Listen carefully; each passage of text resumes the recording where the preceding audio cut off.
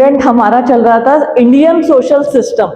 Last time से मैं तुम्हें पढ़ा रही थी भारतीय सामाजिक व्यवस्था, इंडियन सोशल सिस्टम। देखिए मैंने लास्ट टाइम तुम्हें बताया था भारतीय संस्कृति अद्वितीय है, अद्वितीय है। आज तुम देख सकते हो खिड़की से बाहर का नजारा, हिमालय पर्वत ऐसा चमकता हुआ मुस्कुराता हुआ नजर आ रहा है कि उसको सुबह सुबह देखकर मैं ही खिलखिला उठी थी। जब मैंने हिमालय के दर्शन किए तो मेरा चेहरा जो है वो एकदम से खुद से स्माइल करने लग गया था। तो ये है भारतीय संस्कृति। जब उत्तर में हिमालय भारत का सरताज है, ठीक है, मैदानी एरिया है, इस प्रकार पठार है और विशाल मैदान है, साथ ही साथ समुद्र तटीय एरिया है जो भारत को बहुत समृद्ध बनाते हैं। लास्ट टाइम मैंने तुम्हें बताया था भारत को सोने की चिड़िया बोला जाता है। सोने की चिड़िया इसलिए बोला जाता है भारत बेहद समृद्ध है। समृद्ध कैसे है? हम किसी भी चीज को देखें, सारे फल, सारी सब्जी, सारे अनाज तुम्हें भारत में मिलेंगे, क्योंकि भारत की भौगोलिक स्थिति ऐसी है कि यहाँ हर ऋतु परिवर्तन होते हैं, ऋतु परिवर्तन होते हैं, जिस कारण यहाँ पर हर फल, हर सब्जी, हर अनाज तुम्हें मिलेगा। बहुत से भारत के बाहर बहुत से कंट्रीज देखना, वो चीनी का आयात करते हैं, वो चाय पत्ती का आयात करते हैं। हम बाहर देशों से आम कहाँ होता है? जहां बहुत ज्यादा गर्मी होती है, गर्मी में आम फलते हैं, हमारे यहाँ आम का अचार बनता है। तो भारत इसलिए बहुत समृद्ध है और इसी से इसकी संस्कृति पनपी है। जब अलग अलग क्षेत्र, अलग अलग ऋतुएं होती हैं तो उनके ऋतु के अनुसार गीत होते हैं, मौसम होते हैं, वहां का पहनावा होता है। ज्यादा ठंडी होगी तो लोग उसी तरह के वस्त्र पहनेंगे। मेरी बात ध्यान देना, हम कहते हैं भारत विविधताओं में एकता का देश है। विविधताएं कैसी है? विविधताएं यहाँ की भौगोलिक परिस्थितियों के अनुरूप है।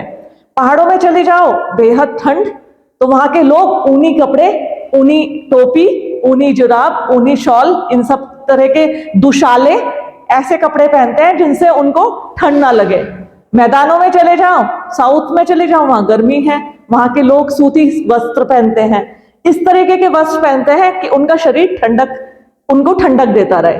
तो यहाँ की भौगोलिक स्थिति इस प्रकार की है जिसने भारतीय संस्कृति को रिचेस्ट इन द वर्ल्ड, सबसे अमीर, विश्व में सबसे अमीर बना दिया है।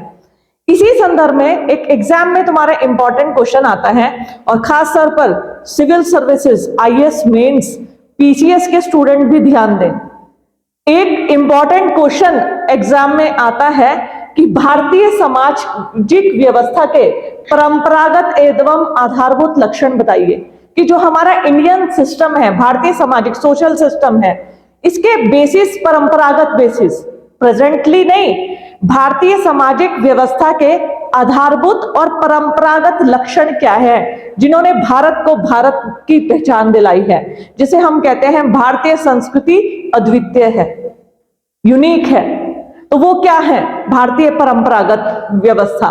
देखिए मैंने लास्ट टाइम भी तुम्हें भारत में जितने धर्म ग्रंथ, ठीक है, वेद, उपनिषद, रामायण, महाभारत, इनके बारे में विस्तार से बताया था और मैंने बताया था कि इन सब ने भारत के जो परंपरागत आधार है उसको सहेज के रख रखा है।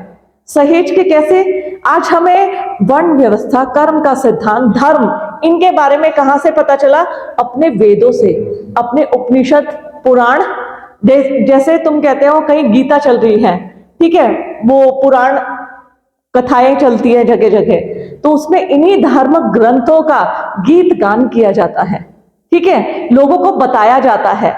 और आजकल मतलब बहुत लोग तो इतने फेमस हो गए ना इससे, क्योंकि उन्होंने इनको लोगों को अवेयर करने में अपनी महत्वपूर्ण भूमिका निभाई है और निभा भी रहे हैं। तो ऐसे लोग जो अपनी परंपरागत संस्कृति को एक पीढ़ी से दूसरी पीढ़ी, रामायण का हम लोगों को कैसे पता चला? अच्छा, आज एक क्वेश्चन पूछती हूँ, रामायण जो है उसके बारे में आप लोगों को कहां से कब पता चला? रजनी, बैठ के, खड़े मत हो। टीवी में रामायण देखी थी? अच्छा, मम्मी पापा ने। तानिया, टीवी में रामायण देखी थी? मनवीर, टीवी में रामायण देखी है? दादी से सुना तूने? दादी से सुना, तूने कहां सुना? नहीं सुना। ठीक है, तो देखो रामायण वास्तव में लाखों वर्ष पुरानी है। ठीक है, मैंने तुम्हें बताया था त्रेता युग की है रामायण, लेकिन वो हमारे बुजुर्गों से जो मैसेज चले आ रहे हैं पीढ़ी दर पीढ़ी। ठीक है, क्या हम अब सीरियल सोशल मीडिया के जरिए उनके पात्रों को देखते हैं, उनकी महत्ता को समझते हैं, मर्यादा पुरुषोत्तम राम, इनकी बात हम करते हैं। तो ये हमें पता चला है अपने पुरखों से, संदेश के माध्यम से। जब मैंने कम्युनिकेशन स्किल पढ़ाया था तुम्हें, तब बताया था संदेश चलता है, संदेश के पैर होते हैं मैसेज के। देखे तुमने? सुना है मुझसे? मैसेज के पैर होते हैं, और मैसेज के पैर होते हैं तो वो मैसेज चलता है, चलता है, ऐसे करके चलता है। कहने का मतलब एक जगह से दूसरी जगह से संदेश भेजा जाता है। मैं वही बता रही हूं, ये सब मैसेज हमें मिले हैं। हमें कहां से पता चला है? हमने किसी टेक्स्ट बुक में नहीं पढ़ा है, लेकिन हाँ, पीढ़ी दर पीढ़ी जो हमें संदेश मिलते आए हैं, हम भी उनका अनुपालन करते हैं। तो आज हमारी वर्ण व्यवस्था, हमारे परंपरागत आधार क्या थे समाज के? हमारे समाज के आधार ये सब नहीं थे जो अब मॉडर्न टाइम में आ गए ना। अगर ये होते तो भारत तो अब कब तक का बिखर चुका होता है। हमारे भारत की नींव आज किससे पड़ी है? ध्यान से सुनो, आज भारत भारत की तरह अडिग खड़ा है। कैसे खड़ा है? क्योंकि उसकी नींव पड़ी है हमारे महाकाव्यों और धर्म ग्रंथों से, जिन्होंने उसको अडिग बनाए रखा, जिसको उठाकर लोग विदेशों तक ले गए और उनका अनुवाद किया, अरबी में, फारसी में, जर्मन में, फ्रेंच में, वो उसकी नींव है। साथ ही साथ हमारे जो कर्म की थ्योरी है वो उसकी नींव है। हमारी जो वर्ण व्यवस्था है वो भारतीय समाज की नींव है। हमारा कर्म का सिद्धांत, धर्म, हमारे संयुक्त परिवार, हमारे परंपरागत आधार, हमारे कास्ट सिस्टम, ये हमारे भारतीय समाज की बुनियाद में पड़े हैं। जब बुनियाद मजबूत होती है तो वो कहते हैं ना, वो बिल्डिंग बहुत लंबी चलती है। तो हमारे भारत की जो बुनियाद है वो इन सब चीज से पड़ी हुई है। ये क्वेश्चन सिविल सर्विसेज में, खासतौर पर आईएएस मेंस में आता है। आईएएस मेंस जो देता है ना स्टूडेंट, वो ध्यान दे इस बात को। यदि तुमने आईएएस मेंस के लिए इस वाले प्रश्न को पढ़ लिया, तुम इतने इत्मीनान से इसका आंसर दे सकते हो कि बहुत अच्छे नंबर ला सकते हो। भारतीय समाज के परंपरागत एवं आधारभूत लक्षण। ठीक है, तो पहला क्या है? वर्ण व्यवस्था पर आधारित समाज व्यवस्था। भारत का जो समाज है वो वर्ण व्यवस्था पर आधारित है। मैंने तुम्हें बताया था हमारे 4 वेद है। कौन कौन से? यजुर्वेद और अथर्ववेद। सबसे पहला ऋग्वेद है। ऋग्वेद के 10वें मंडल के पुरुष सूक्त के अनुसार, सुनो मेरी बात, वर्ण, मैंने पहली हेडिंग बताई, भारतीय जो परंपरागत आधार है वो वर्ण व्यवस्था पर आधारित है। वर्ण, ये एक शब्द आया वर्ण, वर्ण व्यवस्था पर आधारित है। और ये वर्ण आया है ऋग्वेद से। बहुत ध्यान से सुनिए, ऋग्वेद के 10वें मंडल के पुरुष सूक्त के अनुसार ब्रह्मा जी, जिन्होंने सृष्टि की रचना की, ऐसे कहा जाता है हिंदू धर्म में कि इस सृष्टि की रचना किसने की है? ब्रह्मा ने। ब्रह्मा को सृजनकर्ता बोला जाता है। तो ब्रह्मा ने अपने मुख से ब्राह्मण, बाजुओं से क्षत्रिय, जगह से वैश्य और पैरों से शूद्रों की वर्ण 4 समझे जाते हैं। वर्ण जो है वो 4 हैं। कौन कौन से? ब्राह्मण, क्षत्रिय, वैश्य और शूद्र। ब्राह्मण, क्षत्रिय, वैश्य और शूद्र, ये 4 वर्ण हैं। इस 4 वर्ण की उत्पत्ति मानी जाती है ऋग्वेद से, कि ब्रह्मा ने जब सृष्टि की रचना की तो उन्होंने 4 वर्णों का निर्माण किया। और ऋग्वेद के 10वें मंडल के अनुसार, पुरुष सूक्त के अनुसार, तो उन्होंने कहा कि जैसे सिस्टम, अगर सभी लोग पढ़ाने वाले होंगे तो पूरा समाज कैसे चलेगा? कुछ लोग व्यापारी चाहिए, कुछ डॉक्टर, कुछ इंजीनियर, ठीक है, कुछ सैनिक चाहिए जो देश की रक्षा कर सके। देखा जाए तो आज भी वही सिस्टम चल रहा है। ठीक है, कैसे चल रहा है? कुछ लोग सेना में हैं, कुछ लोग व्यापारी हैं, कुछ डॉक्टर हैं, कुछ टीचर हैं, कुछ इंजीनियर हैं। तो सिस्टम बटा हुआ है। अगर तुम ये सोचो कि सभी डॉक्टर बन जाते तो क्या होता? पेशेंट कौन होता? सभी अपना इलाज खुद कर लेते। सिस्टम कैसे चलता? हम खाते क्या? किसान ना हो, आज हमारे अन्नदाता, अन्नदाता मतलब किसान ना होते तो हम सब्जी क्या खाते, फल क्या खाते? तो कहने का मतलब वर्ण व्यवस्था, ब्रह्मा जी ने जब सृष्टि की रचना की तो उन्होंने इस चीज को बहुत अच्छे से ध्यान रखा। तब उन्होंने ब्राह्मण, क्षत्रिय, वैश्य और शूद्र इस आधारित वर्ण व्यवस्था को जन्म दिया, और जिसके कारण ये हमारा पूरा सिस्टम समाज में चल रहा है। तो बहुत से लोग देखो किन्हीं चीजों को गलत वे में मोड़ दिया गया, ठीक है, जाति, कास्ट सिस्टम, छुआछूत में मोड़ दिया, वो बिल्कुल गलत था। क्योंकि आज तुम्हें मैं एक बात बताती हूं, कुमाऊं साइड शिल्पकार होते हैं, कहने को उन्हें शूद्र में दिया जाता है, लेकिन उनका हाथ नहीं है। शिल्पकार जो होते हैं उनका हाथ नहीं है। शिल्पकार देखो, ये जो हमारे समाज ने बंटवारा कर दिया ना जाति का, ऐसा नहीं था। आज तुम देखो जो भट्टी जलती है जिसमें लोहा तपता है, लोहे के बर्तन बनते हैं, तुम जाके देखना तांबे के बर्तनों को बनाने के लिए उन्हें ठोका जाता है। उनके लिए मजबूत हाथ चाहिए, शरीर ऐसा चाहिए जो 1000 डिग्री तापमान में खड़ा रह सके, अडिग खड़ा रह सके। तो मैं तो कहती हूं सोसाइटी के सबसे फर्स्ट नंबर पे आने चाहिए, फर्स्ट नंबर पे इन शिल्पकारों को, उनको, क्योंकि इन्होंने अपने हाथों से समाज को आकार दिया। मेरी सोच तो बहुत अलग है, मेरी सोच इतनी अलग है ना। अगर कोई आज हम, जैसे मैंने आज ही न्यूज़पेपर में पढ़ा कि हमारे माननीय मंत्री जी ने परंपरागत ज्ञान प्रणाली को बढ़ावा देने की बात की। मैं इस क्लासरूम में पिछले 1 साल से तुमसे परंपरागत ज्ञान प्रणाली की बात कर रही हूं ना, कि अपनी दादी बाबा से पूछना कौन सी जड़ी बूटियां याद है तुम्हें। अब मैं तुम्हें वो न्यूज़पेपर की कटिंग शेयर करूंगी। तो ये बात तो हमने अपनी क्लास में कितने सालों से मैं करती आ रही हूं।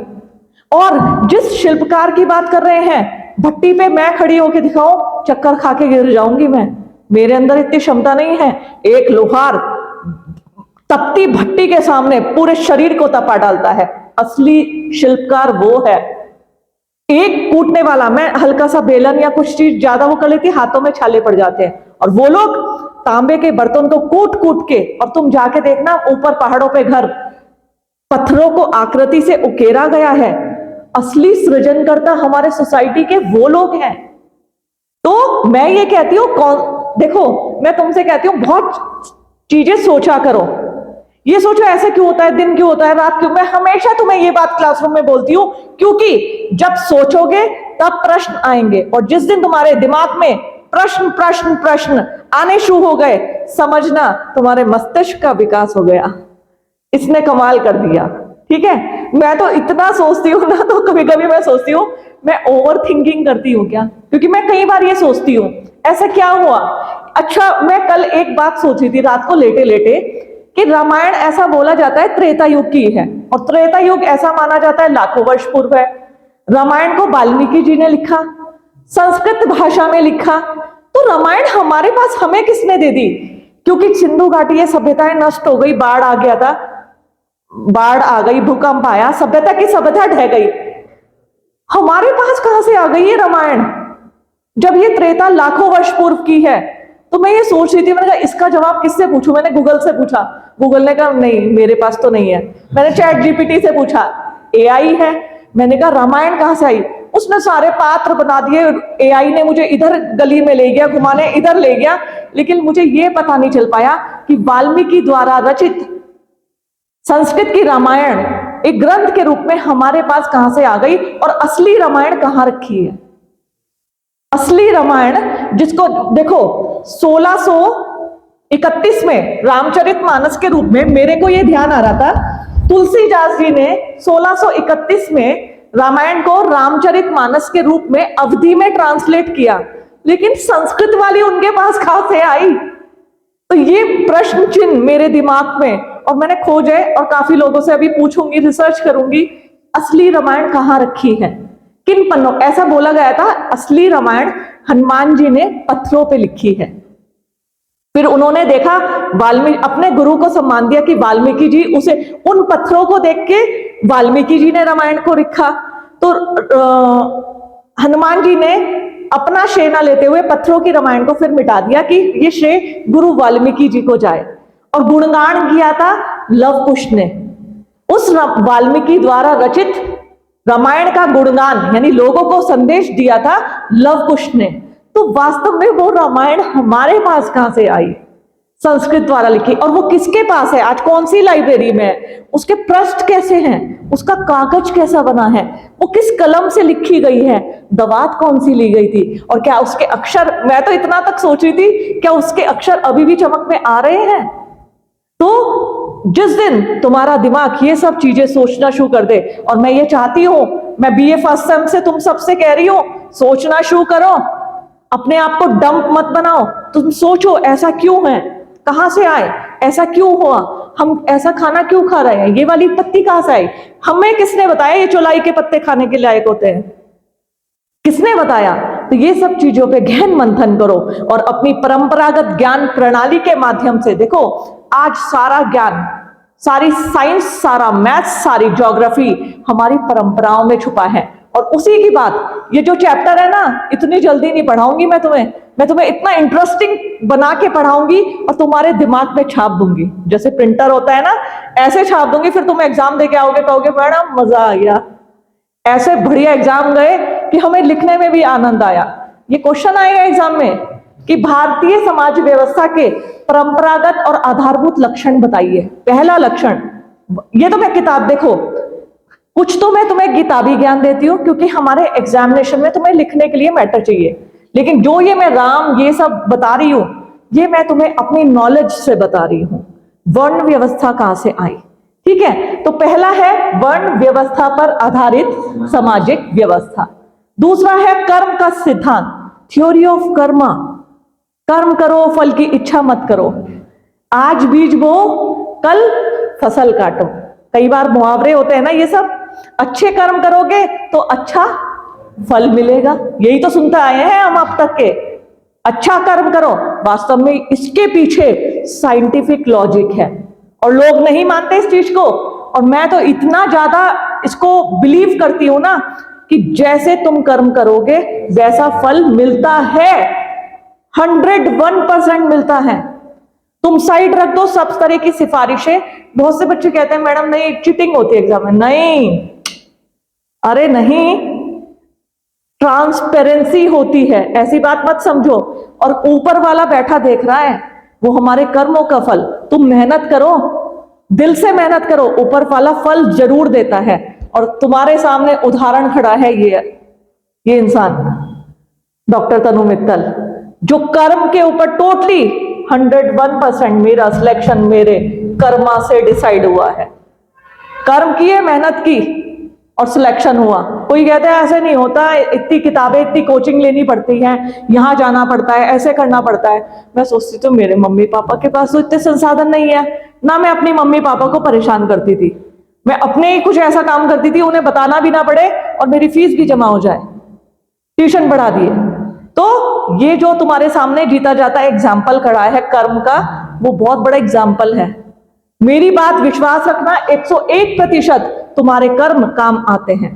तो थ्योरी ऑफ कर्मा, यह है भारतीय समाज का आधार। यहां कर्मों को महत्व दिया जाता है कि व्यक्ति जो पूर्व जन्म में कर्म करके आया है उसके फल अब भुगतेगा, और जो अब कर्म करेगा वो अगले जन्म में। बाकी मैंने एक थ्योरी को चेंज कर दिया है विद्वानों की, थोड़ा सा उसे शेयर करूंगी। एक हम संचित प्रारब्ध और क्रियमण की बात करते हैं कर्म की। जब ये थ्योरी मैं विस्तार से पढ़ाऊंगी तब तुम्हें विस्तार से पढ़ाऊंगी। संचित प्रारब्ध और क्रियमण, हम ये कहते हैं व्यक्ति जो पूर्व जन्म में कर्म करता है उसका फल अब मिलता है, अब जो कर्म करेगा उसका फल मिलेगा पूर्व जन्म में। इसको मैंने चेंज करके रख दिया है, अब जो हम कर्म करते हैं ना उसका फल भी हमें इसी जन्म में मिलता है, क्योंकि ये भी मैंने अजमाया हुआ है। हम जो कर्म करेंगे ना उसका फल हमें अभी इसी जन्म में मिलेगा। तो मेरी बात यकीन मानना, कभी किसी का दिल मत दुखाना, ठीक है? हमेशा दूसरे का सहयोग करना, कभी किसी का नाजायज पैसा, मतलब जैसे किसी होता है नहीं गलत, किसी को फंसा के ऐसे यूज मत करना, वो तुम्हारे 1000 गुना पैसे लगा के जाएगा। ईमानदारी से मेहनत करना। आज मैं अपनी क्लास के हर एक बच्चे, जितने तुम सब बैठे हो, ईमानदारी से मेहनत करो, ऊपर वाला ना कहीं कमी रह जाएगी तो वो भर देगा उस कमियों को, ऊपर वाला वो देखेगा ये बेचारा बच्चा कभी कुछ वो नहीं करता है, हमेशा ईमानदारी से चलता है, चल इसके पीछे को मैं हाथ लगा देता हूं। तो विश्वास रखना, ईमानदारी से मेहनत करोगे फल जरूर मिलेगा। तो थ्योरी ऑफ कर्मा ये है भारतीय समाज का आधार। पहला वर्ण व्यवस्था, पहला, दूसरा कर्म का सिद्धांत, ठीक है। फिर है आश्रम व्यवस्था पर आधारित जीवन चक्र। जीवन चक्र, जीवन चक्र कहते हैं ये पहिया होता है ना, जैसे पहिया, वो चक्र ऐसे घूमता रहता है, ऐसे घूमता रहता है चक्र। ऐसा माना गया हिंदू धर्म में, खासतौर पे व्यक्ति की आयु, देखो मैंने तुम्हें बताया था 4 युग बताए गए हैं, सतयुग, त्रेता युग, द्वापर युग और कलयुग। और उनमें देखो जैसे सतयुग है, आज से लाखों करोड़ों वर्ष पूर्व था वो सतयुग, और ऐसा माना गया था सतयुग में व्यक्ति की आयु 1 लाख पता नहीं इतने ही थी, 1 लाख वर्ष तक व्यक्ति जीवित रहता था। फिर आया त्रेता युग, त्रेता युग में व्यक्ति की आयु 20,000 वर्ष। फिर आया द्वापर युग, द्वापर में व्यक्ति की आयु 1,000 वर्ष। फिर आया कलयुग जिसमें हम सभी घूम रहे हैं, ठीक है, इसमें व्यक्ति की आयु मानी गई है 100 वर्ष। कितनी? 1 और 2 अंडे, 100 वर्ष। तो आश्रम व्यवस्था पर, अभी आया आश्रम व्यवस्था पर आधारित जीवन चक्र, व्यक्ति की आयु को 100 वर्ष का माना गया और 25-25 वर्ष के 4 आश्रम, आश्रम मतलब रहने का स्थान, 4 आश्रम बनाए गए, ब्रह्मचर्य, गृहस्थ, वानप्रस्थ और संन्यास। हालांकि हम देखें कि अब हम उस तरीके से पालन नहीं करते, लेकिन कहीं ना कहीं आज भी तुम कैसे भी ऑब्जर्व करो, हम आश्रम व्यवस्था के अनुरूप ही चलते हैं। कैसे? शुरू में बच्चे का जन्म होता है तो जैसे ब्रह्मचर्य आश्रम होता है तब तक बच्चा पढ़ता है 25 साल तक। खुद तुम सोचो 25 साल तक हम सब लोग पढ़ते हैं, भले गुरुकुल में नहीं पढ़ते, हम सब लोग 25 साल तक पढ़ते हैं। फिर जो शादियां होनी शुरू होती है गृहस्थ आश्रम 25 साल के बाद, सच में ठीक है, 25 से 50 हम सब गृहस्थ आश्रम को झेलते हैं। फिर वानप्रस्थ 50 के बाद, फिर हम अपने बच्चों की शादियां, अरे लड़की का कन्यादान कर दें, अरे हमारे लड़के की नौकरी लग जाए, इसका घर बस जाए, पोते पोती का मुंह देख लूं, मैं भी ऊपर को चली जाऊं, दादी नहीं कहती, ठीक है। तो 75 वर्ष तक चलता है। और जब व्यक्ति 75 वर्ष की आयु क्रॉस कर लेता, सोचता है बस अब भगवान तेरी भक्ति में मेरा जीवन रम जाए और तेरी भक्ति करते ही मैं ऊपर को निकल जाऊं। तो ये वास्तव में फैक्ट है, जो है ना ये सब, ये फैक्ट है। तो पहला क्या है? भारतीय परंपरा का सामाजिक आधार वर्ण व्यवस्था, दूसरा कर्म का सिद्धांत, तीसरी आश्रम व्यवस्था। समझे? नेक्स्ट अभी इन सबको मैं विस्तार से पढ़ाऊंगी और ऐसा पढ़ाऊंगी तुम कभी रटोगे नहीं, तुम कहोगे मैडम हाँ समझ में आ गया, हम लिख देंगे अच्छे से, ठीक है। फिर है संयुक्त परिवार, ज्वाइंट फैमिली, हम सब भली भांति परिचित हैं संयुक्त परिवार से। बोलो बेटा सानिया, संयुक्त परिवार किसे कहते हैं? फैमिली मतलब जैसे चाचा ताऊ, दादा दादी, उनके बच्चे, उनके भी बच्चे, शादी उनकी बहुएं। तो हमारा भारत तो संयुक्त परिवारों से जाना जाता है। हालांकि अब परसेंटेज संयुक्त परिवारों का कम हो गया है, लेकिन फिर भी आज तुम बंगाल में, कलकत्ता में, AR देसाई ने महुआ नवासारी जिले का अध्ययन किया था, आज भी नंबर ऑफ ज्वाइंट फैमिली पाई जाती है, पूरे बड़े बड़े संयुक्त किचन पाई जाती है। तो ये है परंपरागत भारतीय सामाजिक व्यवस्था, जो संयुक्त व्यवस्था पे, संयुक्त परिवार पे टिकी हुई है। इसी प्रकार जाति व्यवस्था पर आधारित सामाजिक विभाजन, मैंने तुम्हें बताया था जो ये शूद्रों का विभाजन, ये तो गलत हुआ है, ये हम व्यक्तियों ने कर दिया है, ये हम ही व्यक्तियों ने विभाजन किया है। छुआछूत जातियों में बंटवारा ऐसा नहीं करना, जबकि ऐसा नहीं है। मैं तो शिल्पकार को साइंटिस्ट, मैं शाह सर से सुनती हूँ, शाह सर की बात सुनिए आप सभी लोग, जो हमारे सोसाइटी के असली साइंटिस्ट हैं वो सभी शिल्पकार हैं। जितने छेनी हथौड़ी हाथ में पकड़ी वो असली साइंटिस्ट है भाई। साइंस, और ये तो अभी आए हैं, पहले घर नहीं बनते थे क्या? लिंटर छतें नहीं पड़ती थी, अनपढ़ होते थे वो लोग, उन्हें कोई पढ़ाई नहीं की होती थी, वो बड़े बड़े घर और वो महल बना देते थे। असली साइंटिस्ट तो हमारे समाज के, हमारे शिल्पकार हैं। जो हम शिल्पकारों की बात करते हैं, शिल्पकार आज की तारीख के दुनिया के सबसे बड़े असली साइंटिस्ट हैं, जो हजारों डिग्री तापमान में खड़े रहते हैं। उनका शरीर फौलाद सा मजबूत होता है। वो पत्थरों को ऐसे तराश देते हैं छेनी हथौड़े से कि देख के लगता है वाह क्या बात है। असली शिल्पकार वो है। पहचान, पत्थरों की पहचान हमें नहीं है। पत्थरों की पहचान तुम लोगों से पूछो, वो पत्थरों को पहचान देते थे, ये किस टाइप का पत्थर है, ये कौन सा रत्न है। वो है असली साइंटिस्ट। अब हम जौहरी के पास जाते हैं, वो मैग्नीफायर लगा के केमिकल डाल के देखता है। अरे ये तो अब नए जमाने के शिल्प साइंटिस्ट है। हमारे पुराने शिल्पकारों से मिलो, वो पत्थर को दूर से ही देख के पहचान दे, बहुमूल्य पत्थर है ये। वो दूर से ही देख के पहचान जाते थे, देखो ये है बहुमूल्य पत्थर। तो रियल साइंटिस्ट कौन है? हमारे शिल्पकार हैं, असली समाज के। तो जाति पर, व्यवस्था पर आधारित सामाजिक विभाजन जो हमारी सोसाइटी का हुआ है, वो कहीं ना कहीं पहले कैसा था, इतनी छुआछूत नहीं थी। पहले बहुत मानते थे एक दूसरे को। ये तो छुआछूत जो अंग्रेज आए उससे पहले हमारे पास विदेशी आक्रमण हुए, तब हम बटे। पहले हम सब लोग एक थे, लोग मिलजुल कर रहते थे। तभी तो भारत को कहते थे विविधता में एकता, यूनिटी इन डाइवर्सिटी। इतनी विविधताएं होते हुए भी हम सब भारतीय हैं। ठीक है, तो भारत का समाज कैसा है? जाति पर आधारित। पहला मैंने बताया था। दूसरा, तीसरा, खाना नहीं खा के आए, नाश्ता, ठंड लग रही है? चाय पीने चलो कैंटीन में, इसके बाद फिर तुम्हारी आवाज निकलेगी, तेज से बोलो।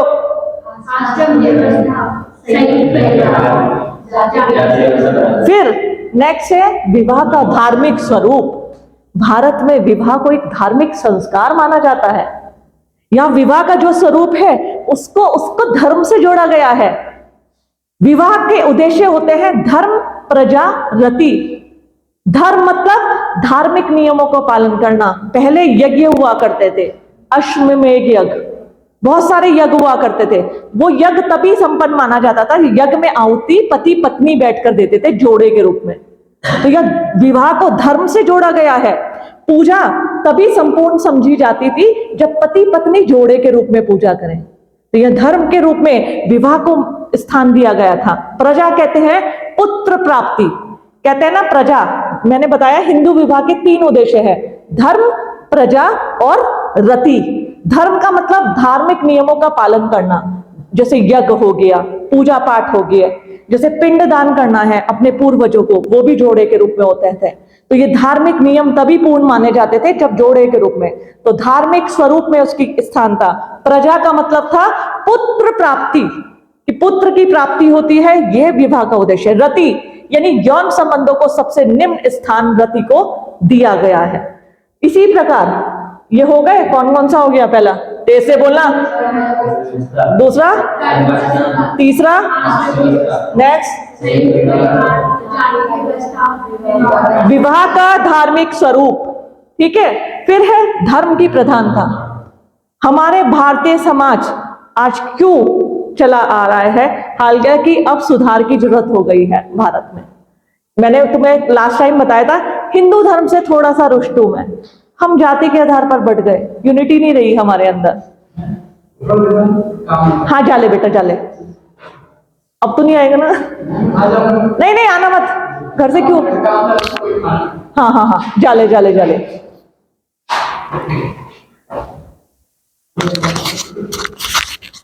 धर्म की प्रधानता, धर्म की प्रधानता जो मैंने अभी अभी बताई, हमारे परंपरागत भारतीय समाज क्यों चला आ रहे हैं।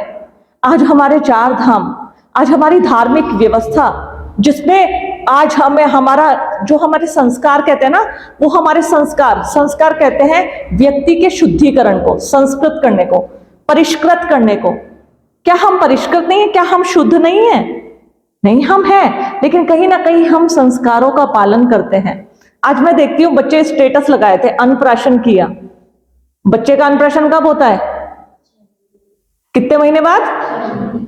अब जाके हमारे डॉक्टर से पूछो, अन्नप्राशन आज से हजारों लाखों वर्ष पूर्व से चला आ रहा है और आज हमारे डॉक्टर कहते हैं 6 महीने से पहले नवजात शिशु को अन्न मत देना, क्योंकि उनकी आहार नाल विकसित नहीं होती, पाचन जो उनकी शक्ति होती वो उसे डाइजेस्ट नहीं कर पाती। तो ये बात तो हमारे अन्नप्राशन में आज से हजारों वर्ष पूर्व कर दी गई है, जो आज के डॉक्टर बता रहे हैं।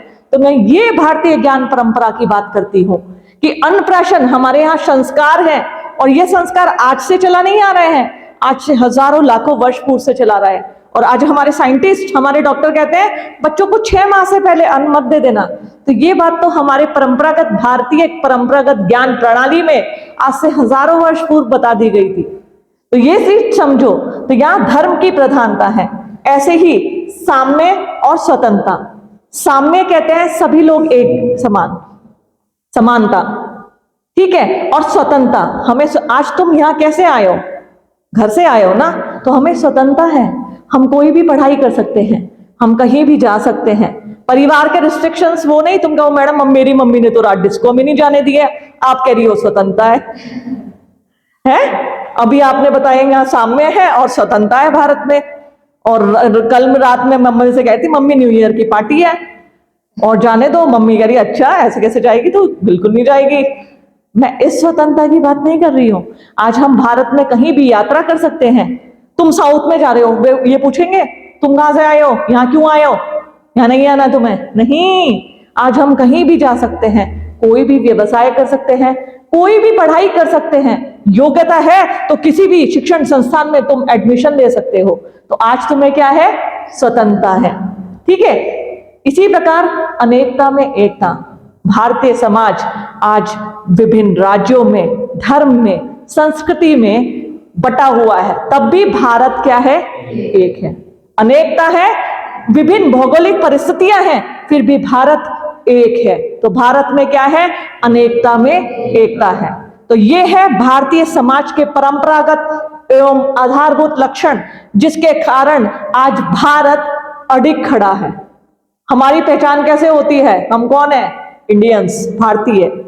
तुम विदेशों में जाओगे, ठीक है, तुम्हें जाने का मौका मिला, इसको तानिया को ऑस्ट्रेलिया गई, साथ में सानिया भी गई, ठीक है। वो पूछेंगे कहां से आए, ये कहेंगे टिहरी से आए, तो कहेंगे टिहरी व्हाट, फिर तुम कहोगे, सानिया कहेंगे टिहरी से नहीं, हम तो उत्तराखंड से आएंगे, तो वो कहेंगे उत्तराखंड ये कौन सा कंट्री है।